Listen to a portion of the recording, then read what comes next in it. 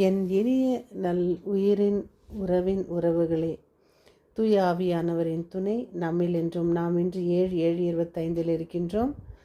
நாம் அன்னையின் அன்பிலும் பரிந்துரையிலும் நாம் தொடரும் சங்கீத தொடர்ச்சி 91:1-2-3. அன்பு என்பது என்ன என்று நமக்கு இயேசு அதிக இடங்களில் கற்றுக் கொடுத்திருக்கின்றார். இன்றைய தொடக்க வாசகம் தொடக்க நூலிலிருந்து 28:10-22. இன்றைய மத்தேயு தூய நற்செய்தி வாசகம் 9:18-26. இறை நம்பிக்கையில் 4 படிகள்.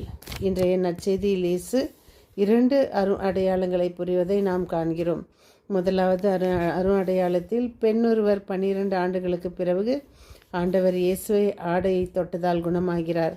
இரண்டாவது அடையாளம் தொழுகை கூட தலைவர் ஒருவரின் வீட்டில் நடக்கிறது.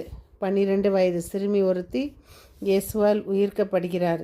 2 அடையாளங்களுக்கும் காரணமாயிருந்தது இறை நம்பிக்கை. இதோ இறை நம்பிக்கையின் 4 படிகள். 1. இயேசுவால் எல்லாம் முடியும் என்ற உண்மையை ஏற்றுக்கொள்வது.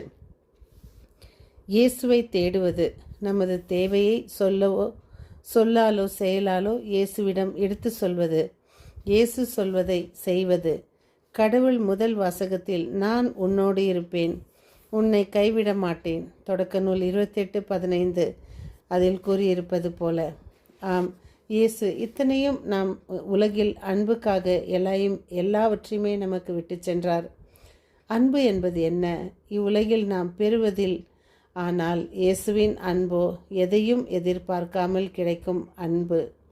ஒரு ஆசிரியர் இருந்தார். அவர் எப்பொழுதும் ஒரு சிம்பிளாக, எந்த ஒரு ஆர்ப்பாட்டமும் இல்லாமல் எப்பவுமே மற்றவர்களை பார்த்து புன்னகைத்து நடப்பது அவருடைய வேலை. மற்ற மாணவர்களும் ஆசிரியர்களும் இவரை கேலி செய்வது வழக்கம். அவர் அதையும் பொருட்படுத்தாமல் புன்னகைத்து போவதுதான் வழக்கம். ஒரு நாள் ஒரு மாணவன், ஐயா, என்ன உங்களை இப்படி எல்லாரும் வாரு என்று வாருகிறார்களே, எல்லாரும் உங்களை கேலி செய்கிறார்களே, அப்பொழுதும் நீங்கள் புன்னகைக்கும் காரணம் என்ன? ஏன் இப்படி செய்கிறீர்களே? நீங்கள் எங்களுடைய ஆசிரியர் என்பதில் சொல்வதில் எங்களுக்கு வெட்கமாக இருக்கிறது அல்லவா என்கிறார்கள். ஏன் உங்களுக்கு கோபமே வராதா ஐயா?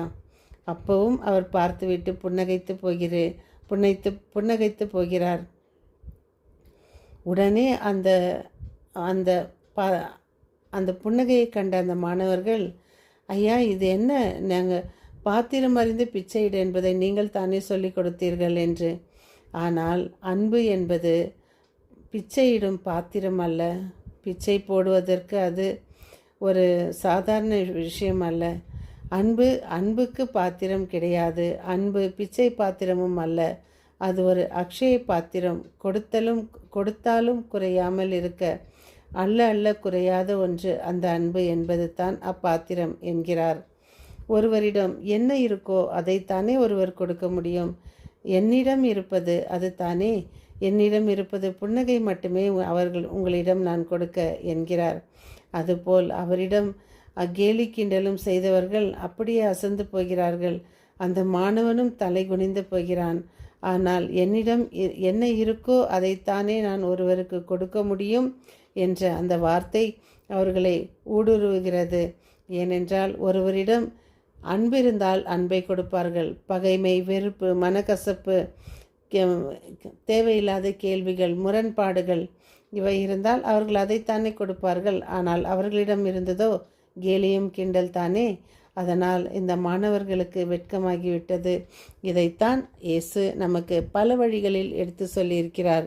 அன்பு என்றால் என்ன மற்றும் பிறரை எப்படி அன்போடு நேசிப்பது என்று நமக்கு ஒரு வரிகளிலும் நம்மை எடுத்துக்கொண்டு அந்த அன்புக்கு நம்மை ஒரு பாத்திரமாகத்தானே வைத்திருக்கிறார்.